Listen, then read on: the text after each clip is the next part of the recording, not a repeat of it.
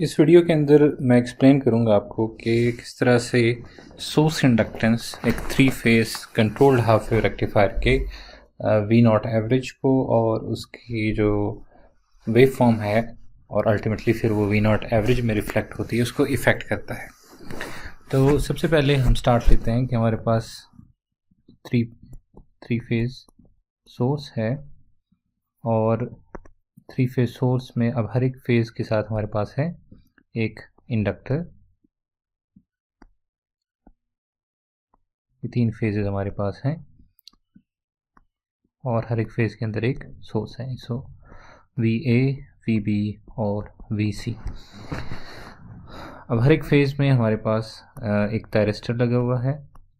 सो ये है thyristor T3, ये हमारे पास है थायरिस्टर T2 और फेज़ A के अंदर जो थायरिस्टर लगा हुआ है उसको मैं कह देता हूँ T1।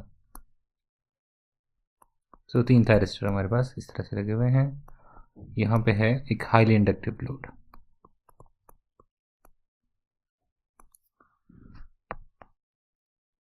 और यहाँ पे हाईली इंडक्टिव लोड की वजह से करंट जो है वो कांस्टेंट है। अब हमारे पास जो वोल्टेजेस हैं, फेज़ ए की वोल्टेज को हम लिख लेते हैं कि वो हमारे पास है V hat sine of omega t minus π/6। इस तरह VB हमारे पास है V hat sine of omega t minus 5π/6। VC है हमारे पास V hat sine of omega t minus 9π/6। ये हमारे पास है। और अगर हम उसको साथ में लिखें जो लाइन टू लाइन वोल्टेजेस हैं, तो VAB हमारे पास है √3 V hat sine of omega t। इसमें 30 डिग्री का जो है फेज एडवांस आ जाएगा। इसी तरह VBC जो है वो हमारे पास है √3 V hat sine of omega t और माइनस 2π/3। इस तरह ये है VBC। और VCA हमारे पास आ जाएगा √3 V hat sine of omega t minus 4π/3। तो ये वोल्टेजेस हमने यहाँ पे जो राइट साइड पे जो एक्सेस हैं यहाँ पे ड्रॉ किए हुए हैं VA, VB, VC। और यहाँ पे नीचे हमने प्लॉट किया हुआ है VAB और VAC। यहाँ पे प्लॉट किए हुए हैं जो कि हम बाद में अब यूज़ करेंगे। एडिशनल जो एक प्लॉट्स यहाँ पे बने हुए हैं, तो ये एक एडिशनल प्लॉट बना हुआ है 3/2 टाइम्स VA, या आप कह सकते हैं 1.5 टाइम्स VA का। ये एक एडिशनल प्लॉट हमने यहाँ पे बनाया हुआ है। और इसी तरह से यहाँ पे जो ऊपर एक्सेस हैं इसमें हमारे पास है -VB/2 -VC/2 और -VA/2। सो ये हमें चाहिए होंगे जब भी कम्यूटेशन होती है, तो उस दौरान हमें वेव फॉर्म ड्रा करने के लिए ये इन्फॉर्मेशन चाहिए होती है। ओके, तो अब हम बिल्कुल जो अनकंट्रोल्ड वाला केस है उसी तरह इसको हैंडल करते हैं कि लेट हमारे पास जो है कंडक्शन हो रही है, D3 इज़ ऑन, या हम सिंपली कह देते हैं कि कम्यूटेशन हो रही है D3 टू D1। ओके, यहाँ पे T है, इसको T कह दें। T3 टू T1 जो है कम्यूटेशन हो रही है। तो इसका मतलब यहाँ पे हम लिख सकते हैं कि IT1 प्लस IT3 दोनों इक्वल्स टू I0 होंगे। क्या हो जाएगा कि जो सोर्स साइड पे इंडक्टेंस है LS, ये इंडक्टेंसेस अलाउ नहीं करेगी कि T3 जो है वो एकदम से ऑन हो और इसी तरह से T1 जो है एकदम से ऑन हो, T3 जो है एकदम से ऑफ हो, ये अलाउ नहीं करते।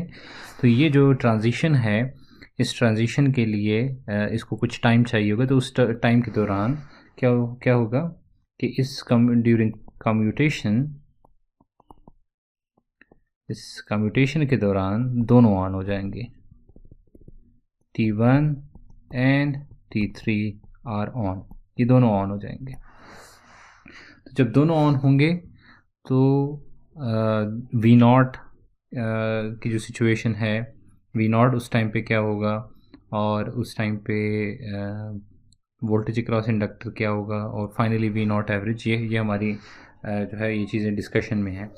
लेकिन सबसे पहले हम हर एक लेग से जो दो लेग है उसका इक्विवेलेंट अगर हम ड्रॉ करें तो उससे हमें पता चलता है, एक हमारे पास है VA और इसके अंदर लगा हुआ है थायरिस्टर 1 जो कि इस टाइम ऑन है, और इसी तरह हमारे पास है VC क्योंकि हम थायरिस्टर T3 से T1 पे करंट ट्रांसफ़र हो रहा है, और यहाँ पे है V0। तो हम लिख सकते हैं इस इक्विवेलेंट सर्किट से, ये आउटपुट नोड है तो यहाँ पे वोल्टेज है V0, तो हम लिख सकते हैं कि हमारे पास एक इक्वेशन है VA माइनस V0, ये वोल्टेज है अक्रॉस दी इंडक्टर LS जो कि फेज़ A के अंदर लगा हुआ है। तो यहाँ पे जो करंट है उसको अगर मैं कह देता हूँ IT1, तो हम लिख सकते हैं कि ये इक्वल है LdIT1 ओवर dt के। इसी तरह जो दूसरी लाइन की अगर हम बात करें तो हमारे पास है VC minus V0 equals to, और अगेन यहाँ पे जो करंट है उसको अगर मैं IT3 कह दूँ तो ये हमारे पास है LdIT3 ओवर dt। क्योंकि अब ये जो रिलेशन है ये हमें बताती है, अगर आप इसका डेरिवेटिव लेते हैं, ये हमें बताती है कि D by D T of IT1 ये इक्वल है minus D by D T of IT3 के। इसका मतलब ये हुआ कि हम सिंपली रिप्लेस कर सकते हैं जो IT3 है इस रिलेशन के अंदर, और हमारे पास उसमें से एक जो रिलेशन आ जाएगा वो ये बनेगा। एक जो पहली इक्वेशन है उसको मैं सिर्फ दोबारा लिख देता हूँ, रिप्रोड्यूस कर देता हूँ, LdIT1 ओवर dt, और नीचे वाली एक्सप्रेशन में VC माइनस V0, और हम लिख देते हैं L माइनस हो जाएगा जब DIT3 को मैं DIT1 से रिप्लेस करूँगा यहाँ पे इसको यूज़ करके। सो IT3 ओवर dt। ओके, तो अब हमें यहाँ से ये इन्फॉर्मेशन मिलती है, अगर इन दोनों इक्वेशन को मैं ऐड करता हूँ, अगर हम इनको ऐड कर दें तो हमें मिलता है VA plus VC minus 2V0, और ये दूसरी साइड ज़ीरो हो जाएगी, और हम लिख सकते हैं कि V0 हमारे पास है equals to VA plus VC over 2। ठीक, तो अब हम ये जो एक्सप्रेशन है ये इम्पॉर्टेंट है, लेकिन ये हमारे पास सिर्फ ये बता रही है जब भी हमारे पास ट्रांजिशन हो रही है from T1 to T3 to T1, क्योंकि ये पूरा साइकिल है हमारे पास, जो स्विचिंग चल रही होती है ये चल रही होती है फ्रॉम, पहले T1 ऑन होता है, उसके बाद ऑन होता है T2, उसके बाद T3 और फिर से T1। तो अब हमने जो डिटर्मिन किया है यहाँ पे वो है कि V0 हमारे पास जो डिफरेंट कम्यूटेशन इंटरवल है कि जब T1 से T2 पे हो सकता है ट्रांजिशन, T2 से T3 पे हो सकता है, और T3 से हो सकता है T4 पे T1 पे अगेन सॉरी। तो जब T3 से T1 पे ट्रांजिशन हो तो हमने इक्वेशन यहाँ पे डिटर्मिन कर ली कि वो होता है VA प्लस VC बाई 2 के इक्वल, और अगर हम जो बैलेंस सिस्टम है उसमें होता है VA plus VB plus VC equal 0, उसमें से हम लिख सकते हैं कि VA प्लस VC होता है माइनस VB। तो अगर माइनस VB आप यहाँ पे सब्स्टिट्यूट करते हैं तो आपको मिलता है माइनस VB बाई 2। अच्छा, अब एक सिंपल सी वो नोट कर लें कि जब T3 से T1 पे ट्रांसफ़र हो रहा है तो माइनस VB/2 है, जब क्योंकि VB वो वोल्टेज है जो कि ये ट्रांजिशन इन दो के बीच हो रही है, 1 और 3 के बीच, तो जो इन्वॉल्व नहीं है वो VB है, ठीक है, फेज़ बी नहीं इन्वॉल्व। इसी तरह जब T3 और T2 की ट्रांजिशन हो रही है तो VA नहीं इन्वॉल्व, तो हम VA को नेगेटिव कर देंगे और 2 से डिवाइड कर देंगे। जब T1 से T2 तो उस टाइम पे VC नहीं इन्वॉल्व, तो माइनस VC/2। तो ये इक्वेशन जो है आप हर एक के लिए इंडिविजुअली, ये जो हमने अभी यहाँ पे डिस्कशन की कि T3 से T1 ट्रांजिशन है तो ये प्रोसेस है, ये हम हर एक के लिए कर सकते हैं, लेकिन एक से हमें अंदाज़ा हो जाता है कि कौन से टाइम पे, कौन से ट्रांजिशन के दौरान, कौन से कम्यूटेशन के दौरान जो है वो कौन सा पेयर ट्रांजिशन जब हो रहा है तो आउटपुट पे क्या वोल्टेज आएगी।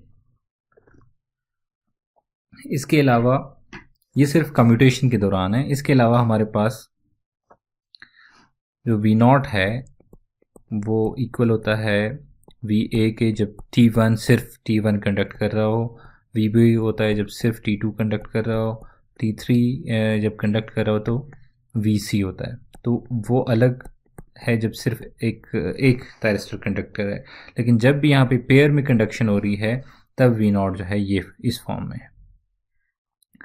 ओके, तो अब हम यहाँ पे वेव फॉर्म से देखते हैं कि वेव फॉर्म में ये इन्फॉर्मेशन जो है कैसे फिट इन होती है। तो स्टार्ट लेते हैं कि लेट्स से हमारे पास पहले से कंडक्ट कर रहा है थायरिस्टर T3 कंडक्ट कर रहा है अगर, तो हमने बताया आउटपुट पे आएगा हमारे पास VC। ये इन्फॉर्मेशन मैं ज़रा सा विजिबल कर देता हूँ ताकि कि जब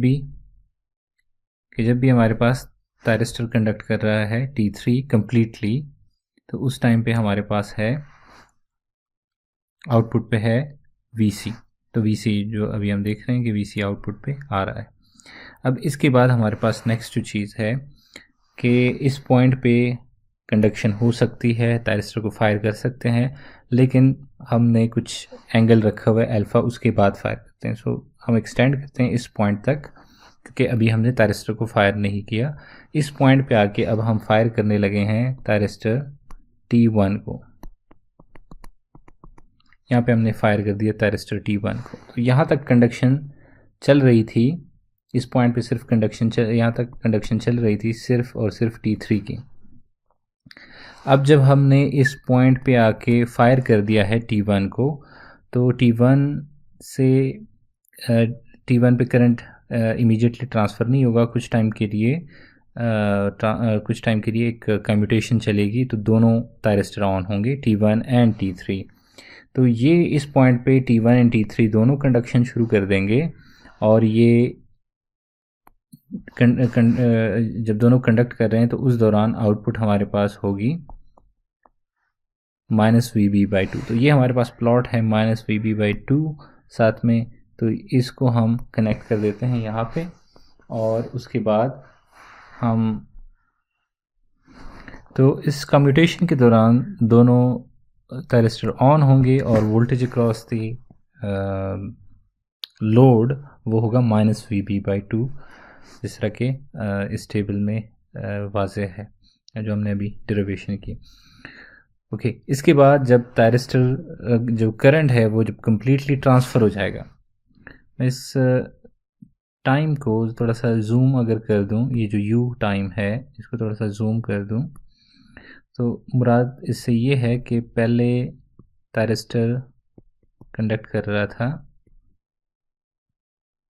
IT3 जो है करंट फ्लो कर रहा था उसमें I0, और यहाँ से आगे वो ज़ीरो होने लगा है, जबकि जो करंट है थ्रू थायरिस्टर 1 वो ज़ीरो था और वो इंक्रीज़ करके पहुँच जाता है I0 के ऊपर। तो ये ट्रांजिशन यहाँ पे हो रही है, और ये जो इंटरवल है इसको हमने U कहा हुआ है। तो ये ट्रांजिशन जब कंप्लीट हो जाती है तो थायरिस्टर 1 हमारे पास कंप्लीट कंडक्शन स्टेट में आ जाता है, क्योंकि IT1 इस टाइम पे I0 हो जाता है, और ये जो दूसरा थायरिस्टर है IT3 उसका जो करंट है वो ज़ीरो हो जाता है। तो जब IT1 कम्प्लीटली I0 पे पहुंच जाएगा तो इसका मतलब T1 जो है वो कम्प्लीटली ऑन है और V0 उस टाइम हम बना सकते हैं कि वो है इक्वल्स टू VA।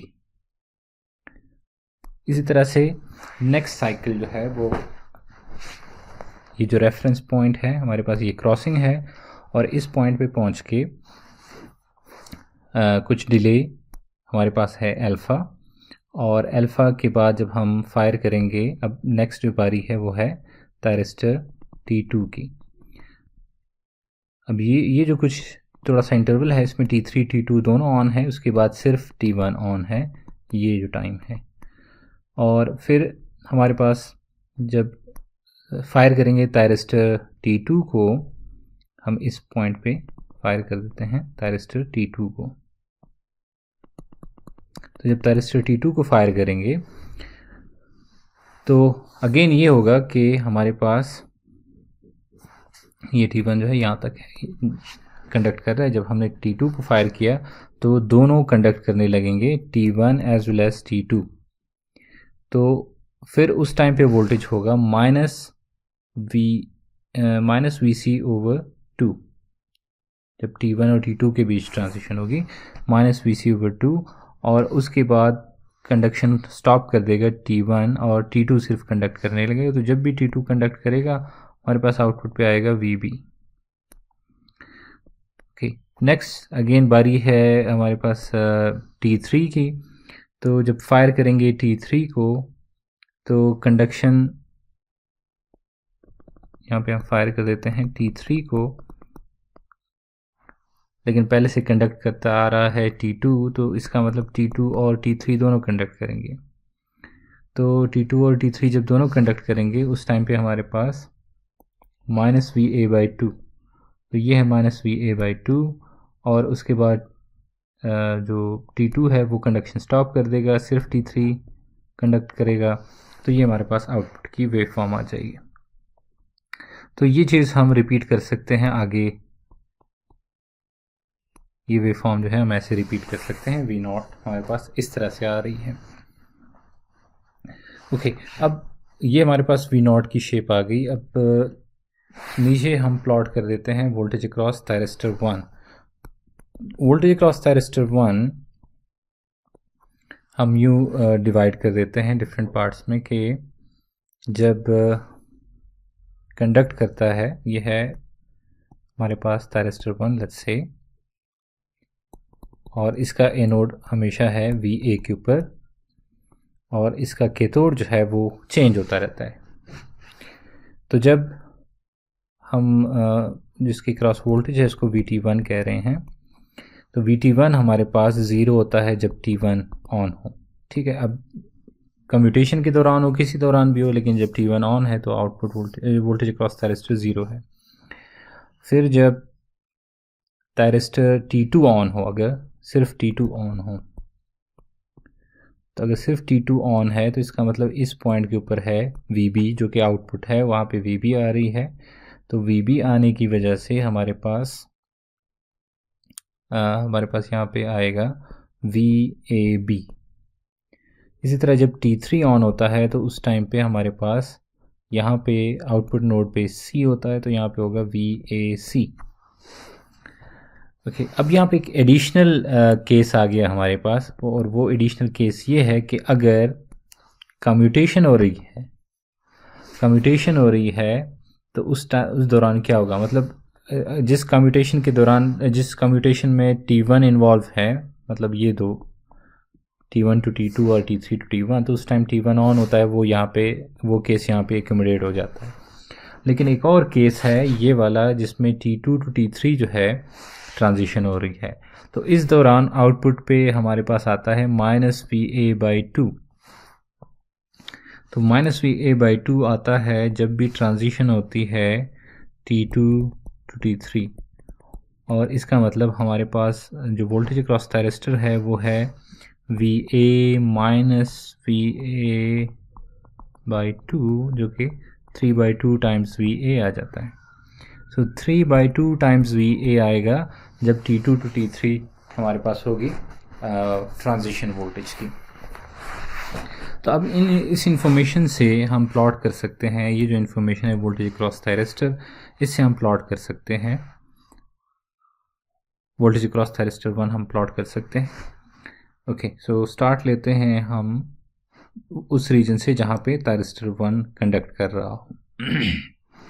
तो थायरिस्टर 1 जैसे ही हम अल्फा के ऊपर, इस पॉइंट के ऊपर फायर करते हैं थायरिस्टर 1 को, तो यहाँ पे कंडक्शन शुरू हो जाती है। पहले कम्यूटेशन होती है और कम्यूटेशन के बाद सिर्फ और सिर्फ कंडक्ट करता है थायरिस्टर T1। अब ये कंडक्शन चलती रहेगी यहाँ तक जब नेक्स्ट थायरिस्टर जो है फायर हो जाता है, जिसे हम T2 कह रहे हैं। तो T2 के साथ जब कम्यूटेशन होती है तो ये जो एक्स्ट्रा पार्ट है इस दौरान भी वो कंडक्ट कर लेता है। अब कम्यूटेशन ख़त्म होने के बाद सिर्फ T2 कंडक्ट करता है, T1 जो है वो ऑफ स्टेट में चला जाता है। तो अगर T2 कंडक्ट कर रहा है तो इसका मतलब है हमारे पास VAB आएगा, और ये जो ग्राफ है ये VAB का है। तो हम इसको ज्वाइन कर लेंगे VAB को, कि ये है वोल्टेज अक्रॉस थायरिस्टर जब आउटपुट पे VB आ रहा है, क्योंकि थायरिस्टर T2 ऑन है। ओके, इसके बाद हमारे पास बारी आती है ये यहाँ तक VAB आएगा, और इसके बाद हमारे पास थायरिस्टर हम जो नेक्स्ट फायर करेंगे वो है T3, और T3 फायर करेंगे तो T2 और T3 जो है दोनों कंडक्ट करने लगेंगे। और जब T2 एंड T3 दोनों कंडक्ट करते हैं उस दौरान हमारे पास वोल्टेज आता है, क्रॉस थायरिस्टर आता है 3/2 टाइम्स VA। तो ये जो कम्यूटेशन है, इंटरवल है, इस दौरान हमारे पास ये है वेवफॉर्म 3/2 टाइम्स VA। तो इसको आप ज्वाइन कर लेंगे, और जब कम्यूटेशन ख़त्म हो जाएगी तो T2 ऑफ हो जाएगा और T3 ऑन हो जाएगा, और फिर से आप जंप करेंगे VAB पे। T3 कम्प्लीटली ऑन हो जाएगा, T2 जो है वो ऑफ हो जाएगा। तो जब T3 कम्प्लीटली ऑन हो तो हमारे पास है VAC जो है वो आप ज्वाइन कर लेंगे, और इस तरह से आगे बढ़ेंगे यहाँ तक। और यहाँ पे फिर से जब T1 को ट्रिगर किया जाएगा तो फिर से फ्लैट। तो इस तरह से अगर हम इसको पीछे एक्सटेंड करना चाहें तो हम ऐसे एक्सटेंड कर सकते हैं। तो ये हमारे पास वेवफॉर्म आ गई है वोल्टेज अक्रॉस थायरिस्टर 1। अगर हमारे पास इसमें सोर्स इंडक्टेंस मौजूद है सर्किट के अंदर तो ये इस तरह से हम हैंडल कर सकते हैं। अब फाइनली हमें जो इम्पोर्टेंट है कि V0 एवरेज नॉर्मली हम फाइंड करते हैं कि उसके ऊपर क्या इफ़ेक्ट आता है अगर ये सिचुएशन है कि सोर्स इंडक्टेंस है। तो ये जो दो रिलेशन हैं इनको हम फिर से यूज़ कर लेते हैं, ये दो इक्वेशंस VA माइनस V0, और इसमें जब हमने सब्स्टिट्यूट कर दिया, ये मैंने यहाँ पे T1 रिप्लेस किया था लेकिन यहाँ पे मैंने मिस्टेक कर दी, तो IT1 है। तो ये दो इक्वेशन मैं फिर से लिख लेता हूँ। अभी जो मैं प्रोसेस करने लगा हूँ वो है V0 एवरेज के लिए, कि V0 एवरेज कैसे फाइंड कर सकते हैं। ओके, तो इसके लिए हम ये करते हैं कि जो दोनों इक्वेशन है वो मैं फिर से लिख लेता हूँ। एक इक्वेशन है हमारे पास VA minus V0 equals to LdIT1/dt, और दूसरी जो इक्वेशन है वो है VC minus V0 equals to minus LdIT1/dt। अब पहले हमने इनको ऐड किया था और इसमें से जो LdIdt वाली इन्फॉर्मेशन है ये निकल गई थी, और हमें V0 की इक्वेशन मिल गई थी। लेकिन अब हम इसको दूसरे तरीके से ट्रीट करेंगे, इनको अब हम सब्ट्रैक्ट कर देते हैं। तो जब हम सब्ट्रैक्ट करेंगे तो ये नेगेटिव हो जाएगा, पॉजिटिव हो जाएगा, ये भी पॉजिटिव हो जाएगा, ये V0 कैंसिल हो जाएगा और हमें मिल जाएगा VA minus VC equals to 2 times LdIT1/dt। ये हमारे पास आ जाएगा, जिसे हम कह सकते हैं कि ये एक्चुअली है VAC equals to 2 times dit/dt। तो ये हम इस एक्सप्रेशन से IT1 निकाल सकते हैं, करंट थ्रू थायरिस्टर 1 वो हम निकाल सकते हैं, और वो हम यूँ लिख सकते हैं क्योंकि VAC जो है वो है √3 times V hat sine of omega t minus π/3 ये है। तो इसको यूज़ करके हम इस डिफरेंशियल इक्वेशन को सॉल्व कर सकते हैं, इस इक्वेशन को सॉल्व कर सकते हैं। इसको मैं 1 कह देता हूँ। तो हम लिख सकते हैं कि √3 टाइम्स, हम लिख सकते हैं dit1/dt equals to 2 times L। अच्छा, ये मैं सिर्फ L लिख रहा हूँ, ये असल में मैंने सबस्क्रिप्ट में S लिखा हुआ है, सो LS, ये है LS। और हमारे पास दूसरी साइड पे है √3 V hat sine of omega t minus π/3 जो कि VAC है। VAC हमारे पास ये है। ओके, अब इसको अगर हम इंटीग्रेट कर देते हैं, इसको अगर हम इंटीग्रेट करते हैं तो हमारे पास ये कर देते हैं कि इसको विद रिस्पेक्ट टू t में अगर इंटीग्रेट करता हूँ तो यहाँ पे IT1 मेरे पास आ जाएगा,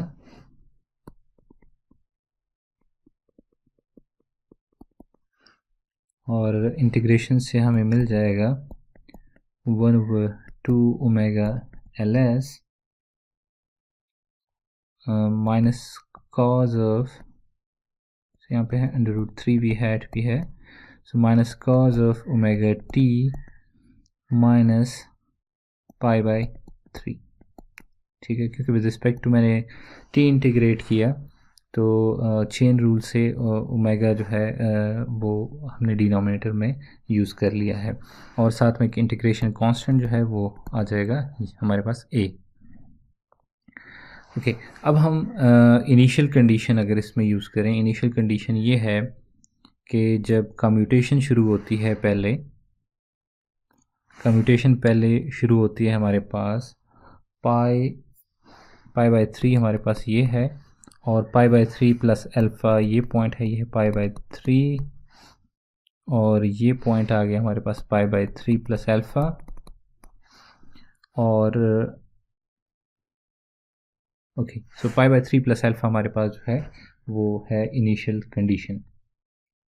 π/3 प्लस अल्फ़ा को हम यूज़ कर सकते हैं एज इनिशियल कंडीशन, और उस टाइम पे करंट क्या है, ज़ीरो है। IT1 जो है उस टाइम पे ज़ीरो है, और वो ज़ीरो से इंक्रीज़ कर रहा है। तो आप यूज़ कर सकते हैं इनिशियल कंडीशन के IT1 है एट π/3 प्लस अल्फ़ा के ऊपर वो है ज़ीरो।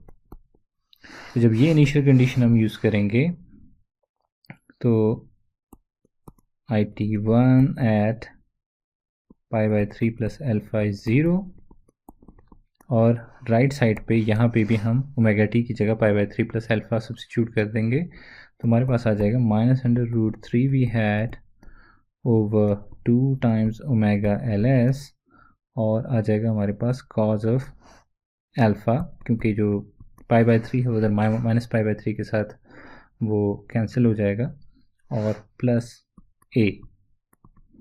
तो अगर हम इसको लिखें सिंप्लीफाइड फॉर्म तो a हमारे पास है √3 V hat over 2 omega LS cos of alpha.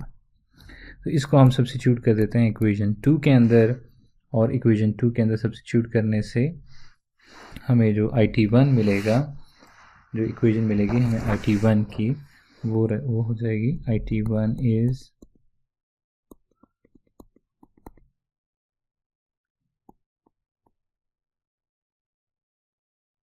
√3 we had over 2 omega LS cos of alpha minus cos of omega t minus π/3। ये हमारे पास आ गई इक्वेशन 3। तो ये हमारे पास है इक्वेशन कि करंट किस तरह से राइज होगा ज़ीरो से और बढ़ेगा। और इनिशियल कंडीशन अब हमने यूज़ कर ली। अब इनिशियल कंडीशन के बाद एक है, ये जो चीज़ हम यूज़ करते हैं वो है फाइनल कंडीशन, और वो ये है कि फाइनल कंडीशन ये है कि स्टार्ट हो रहा है ये करंट ज़ीरो से π/3 प्लस अल्फ़ा के ऊपर, और ये पहुंच जाता है π/3 प्लस अल्फ़ा प्लस यू पे, ये पहुंच जाता है आई नॉट लेवल पे पहुंच जाता है, ये जो करंट है IT1। सो अब हम सब्स्टिट्यूट कर देते हैं ये initial condition, final condition substitute कर देते हैं कि IT1 at π/3 plus alpha plus u is equals to I0। इसकी वैल्यू जो है इस टाइम पे वो I0 है, और वो हमारे पास √3 V hat over 2 omega LS cos of alpha minus cos of, अब यहाँ पे अब हम सब्स्टिट्यूट कर देते हैं π/3, ये जो फाइनल वैल्यू है π/3 प्लस अल्फ़ा प्लस यू, तो ये हमारे पास रह जाएगा cause of alpha plus you. ये हमारे पास है इक्वेशन 4। तो इक्वेशन 4 हमारे पास जो आ गई है, इसमें हमें चाहिए होगा cause of alpha plus you, क्योंकि ये यू हमारे पास एक कह लें कि अननोन फैक्टर है। तो आप जब इसको सिंप्लीफाई करेंगे, मल्टीप्लाई करेंगे 2 times I0 omega LS over √3 times V hat, और दूसरी साइड पे रह जाएगा हमारे पास cos of alpha minus cos of alpha plus u. So हम लिख सकते हैं cos of alpha minus this term is equals to cos of alpha plus u. तो ये हमारे पास इक्वेशन 5, जिसमें हमने cos of alpha plus u find किया। अब ये cos of alpha plus you actually cause of alpha plus you involve होता है V0 एवरेज की, जब हम फाइनल इक्वेशन जो है वो निकालते हैं। फाइनल इक्वेशन सिंपली हम डिराइव कर सकते हैं। अब V0 एवरेज हमारे पास होगा, अब 2 स्टेप्स हैं हमारे पास कि लेट्स से ट्रांजिशन हम ऑब्ज़र्व कर रहे हैं D3 टू D1, तो D3 से D1 पे जो ट्रांजिशन है उस पे आप पहले जंप करते हैं -VB/2, और -VB/2 से फिर आप जंप करते हैं VA पे। तो ये जो 2 स्टेप्स हैं, अब एक वेवफॉर्म के अंदर 2 स्टेप्स हैं, तो 2 स्टेप्स हमारे पास, एक हम इंटीग्रेट करते हैं, इसका जो स्टार्टिंग पॉइंट है वो है π/3 प्लस अल्फ़ा, और ये जो एंड है इसका ये है π/3 प्लस अल्फ़ा प्लस यू जब कम्यूटेशन ख़त्म होती है, और इसका ये जो अगला एंड है ये है पाई प्लस अल्फ़ा। तो हमने स्टेप वाइज या पीस वाइज ये जो इंटीग्रेशन है ये परफॉर्म करनी है। तो एक साइकिल अभी भी हमारे पास उसकी जो लेंथ है वो है 2π/3, तो हम लिख सकते हैं 3/2π, और इंटीग्रेट हम करेंगे, पहला स्टेप हम π/3 प्लस अल्फ़ा से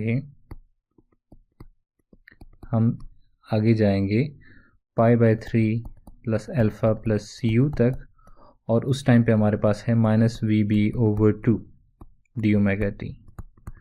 इस तरह जो अगला स्टेप है इसमें हमारे पास है, अगला जो एरिया ऐड होगा वो हमारे पास होगा from π/3 plus alpha plus u से पाई प्लस अल्फ़ा तक, और वो हमारे पास है VA/dω/t। तो ये हम अब हमारे पास V0 जो है इसमें से V0 एवरेज जो है वो हमें इसमें से मिलेगा।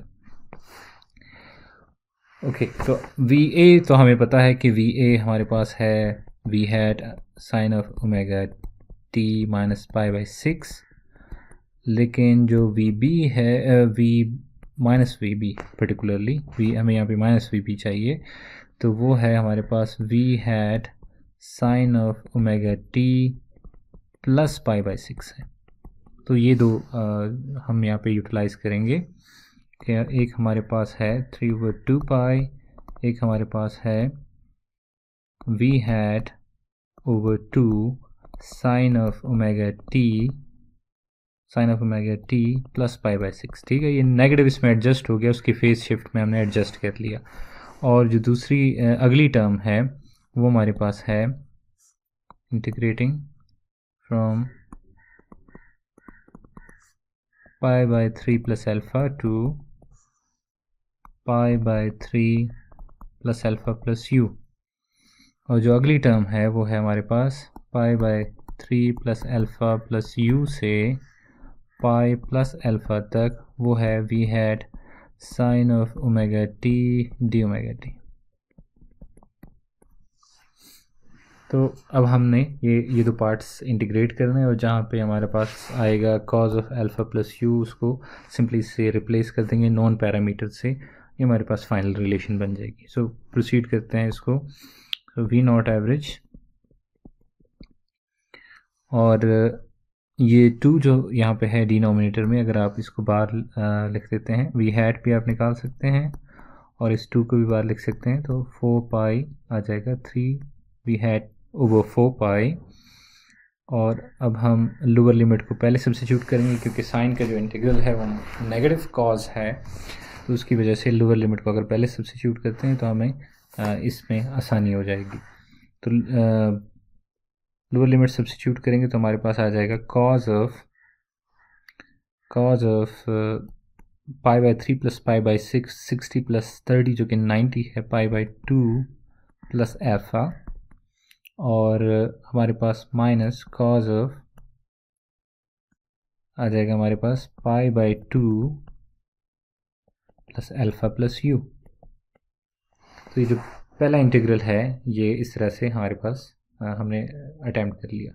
जो दूसरा है उसके साथ पहली चीज़ ये कि 2 मल्टीप्लाई होगा, क्योंकि हमने ये 2 बार निकाला हुआ है, और उसके साथ वो मल्टीप्लाई हो जाएगा। ऑलराइट, तो अगली टर्म में हम ये लिखेंगे कि कॉज ऑफ पाई बाई 3 है लिमिट, और हमारे पास है यहाँ पे माइनस पाई बाई 6 है, इसको नोट कर लें क्योंकि यहाँ पे भी ए है, वो माइनस पाई बाई 6 है।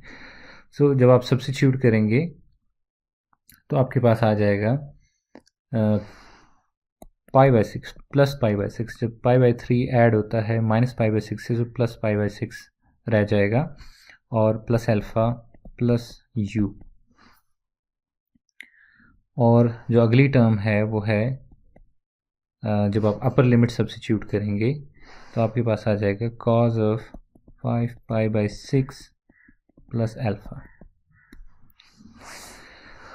तो ये अब हमें सिंप्लीफाई करना है फाइनल रिज़ल्ट के लिए। तो वी नॉट एवरेज हमारे पास है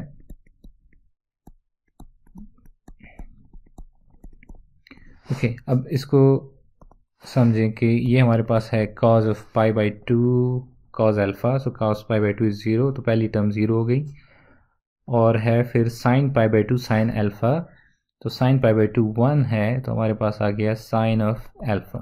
तो यहाँ पे आ जाएगा हमारे पास साइन ऑफ एल्फ़ा, इस टर्म में से आ जाएगा सिर्फ और सिर्फ साइन ऑफ एल्फ़ा। ओके, बाकी negative sine of alpha, minus sine pi by 2, तो minus sign alpha.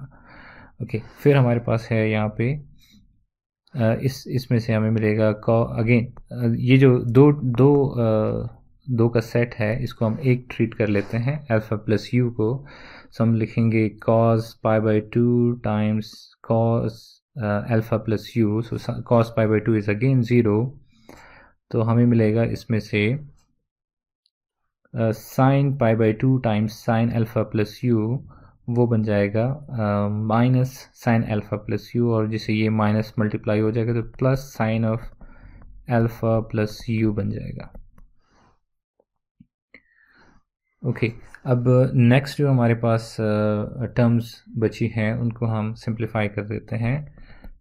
So plus 2 into ये हमारे पास है cos of pi by 6 times cos of alpha plus u minus cos of pi by 6 times minus sine of π/6 times sign of alpha plus u। और इसके अलावा हमारे पास जो अगली टर्म है उसमें है नेगेटिव, वो है cos of 5π/6 times cos of alpha minus sine 5π/6 times sign of alpha. Okay, तो अब इन टर्म्स को जो है वो अरेंज करना है ताकि हमें फर्दर सिंप्लीफाइड फॉर्म मिले। So V naught average is 3 V hat over 4π, और पहली जो दो टर्म है ये अगेन रिपीट हो जाएगी, minus sine of alpha plus sine of alpha plus u, ये हमारे पास वापस आ जाएगी। ओके, अब cos ऑफ π/6 जो है हमारे पास वो है √3/2 के इक्वल है, और साइन ऑफ π/6 जो है वो है 1/2 के इक्वल। तो जब आप इसके साथ 2 मल्टीप्लाई करेंगे आपके पास रह जाएगा √3 cos of alpha plus u, और यहाँ पे 1/2 के साथ जब मल्टीप्लाई होगा तो वो सिर्फ रह जाएगा sine of alpha plus u। अब 2 आगे भी मल्टीप्लाई होगा तो यहाँ पे cos ऑफ 5π/6 जो है वो हमारे पास बन जाता है -√3/2 के, -√3/2 के, और ये जो माइनस है ये उसको प्लस कर देगा और हमारे पास रह जाएगा फिर प्लस √3 cos ऑफ अल्फ़ा की, और अगेन वो जो एक्सटर्नल 2 है वो साथ में मल्टीप्लाई हो रहा है तो वो उसको सिर्फ और सिर्फ बना देता है cos ऑफ अल्फ़ा। ऑलराइट, फिर हमारे पास जो लास्ट टर्म बची है इसमें है साइन ऑफ 5π/6, तो साइन ऑफ 5π/6 है माइनस 1/2 के इक्वल है, 1/2 साइन ऑफ अल्फ़ा, और ये जो बाहर का माइनस है ये मल्टीप्लाई होगा उसके साथ, वो इसको बना देगा प्लस साइन ऑफ अल्फ़ा। तो थोड़ी सी कैंसिलेशन अब हम कर सकते हैं, माइनस साइन अल्फ़ा को इसके साथ, minus sine alpha plus u को यहाँ पे, √3 अगर इसमें से हम कॉमन ले लें तो हमारे पास रह जाएगा v0 average equals to 3 V hat over 4π times 3 under root, क्योंकि हमने बाहर निकाला हुआ है तो 3 वी हैड,